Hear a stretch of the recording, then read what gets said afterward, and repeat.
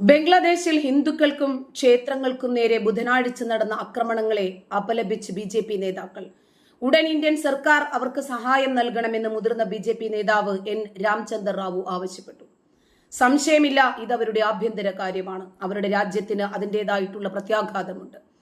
എന്നാൽ ഹിന്ദു ക്ഷേത്രത്തിന് നേരെയുള്ള ആക്രമണങ്ങൾ അപലപനീയമാണ്. ബംഗ്ലാദേശ്, പാകിസ്ഥാൻ തുടങ്ങിയ രാജ്യങ്ങളിൽ ഹിന്ദുക്കൾ പീഡിപ്പിക്കപ്പെടുമ്പോൾ അത് അപലപിക്കേണ്ടതുണ്ടെന്നും റാവു പറഞ്ഞു. ഇരു രാജ്യങ്ങളും തമ്മിലുള്ള സൗഹൃദ ബന്ധം അദ്ദേഹം അനുസ്മരിച്ചു. എന്നാൽ ഇതൊക്കെയാണെങ്കിലും ചില ശക്തികൾ ഹിന്ദുക്കളെയും ക്ഷേത്രങ്ങളെയും ആക്രമിക്കുകയാണ്.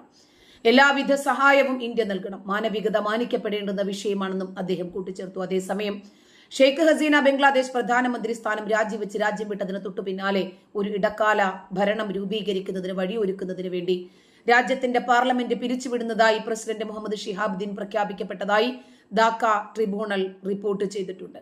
ബംഗ്ലാദേശിന്റെ ഇടക്കാല